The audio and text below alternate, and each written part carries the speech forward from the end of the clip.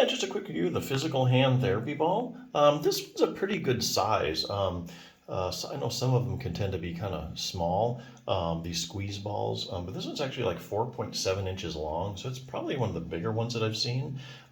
It's also a little different than most squeeze balls, I think, for several reasons. Number one is it's got this spiked surface on it, so it kind of gives you a little bit of tactile stimulation. And the other thing I like about it that's a little bit different is that the finger holes are actually pretty big.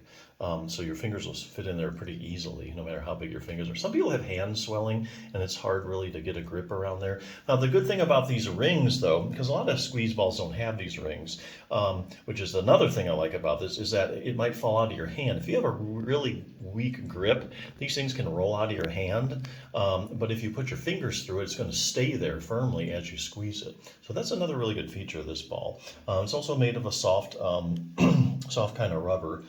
Now, there's several ways to use it. The most common way is just to squeeze the thing. So you can use it either to strengthen your hands, or if you just need it for like stress relief. I mean, that's another reason people will buy these things. You can also push down on it with your thumb to just get a little bit of exercise that way, although it's nothing really too specific. You can't really pinch it between your fingers, though.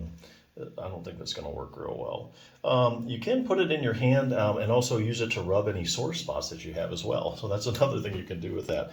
So yeah, I think if you're looking just to kind of get a little bit of hand exercise in, this is kind of one of the more unique kind of therapy balls that you'll find out there. Now, if you do have something like hand arthritis and you're looking for a program to do, a set program, this is one resource you might want to consider. Treat Your Own Hand and Thumb Osteoarthritis by Jim Johnson PT. Basically, if you do go to any kind of therapy, like physical therapy or hand therapy with occupational therapy, and you have hand arthritis or a problem, they're going to give you range of motion exercises.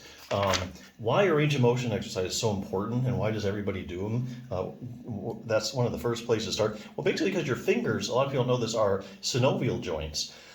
They contain synovial fluid, and that coats the joints, the articular cartilage, and gives the articular cartilage its nutrition.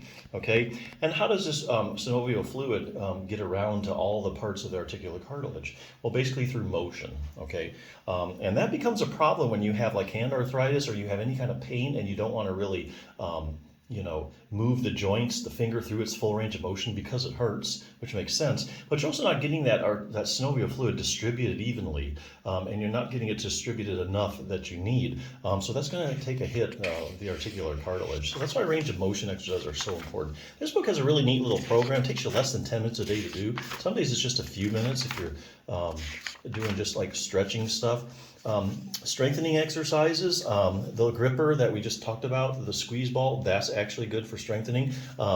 That'll just do one motion, your finger, your grip, and your finger flexors, but also your finger extensors need exercise as well. This is where finger flexion, you also pinch grip. Also something else specifically, if you have thumb arthritis, which is really common, especially in women as they get older, I think it's postmenopausal changes like hormone changes, you get a little bit of ligamentous laxity. There's a muscle, there's actually two of them. This book talks about one, the abductor pollicis longus. So this is a thumb muscle that attaches directly to the base of your joint and stabilizes the joint. See, the problem with arthritis is that a lot of times you get some instability in the joint. So you have this ligamentous laxity, so you get excessive motion in the joint, okay? And so you get this extra motion, that kind of wears down the cartilage. Eventually, if you get enough of this extra motion in your thumb and you stress it hard enough, the ligaments are going to start to fray. And then the end stages of thumb arthritis, you're going to get a deformity where the whole joint collapses and the thumb actually kind of sticks out like this. You might have seen some elderly people like that. That's where the ligaments basically kind of shredded and the whole joint's collapsed and the thumb just can't even stay in its place. So the whole thing really is about instability. And this is one muscle you can exercise that will help you strengthen, get some more joint stability to kind of, so you won't have these kind of problems. But anyway, quick little program, just something, for you to think about. If you just like something, you want to squeeze something fun for stress, I think this is a great tool. If you want to kind of get started with a little hand exercise, I think this is a great choice. So definitely check it out.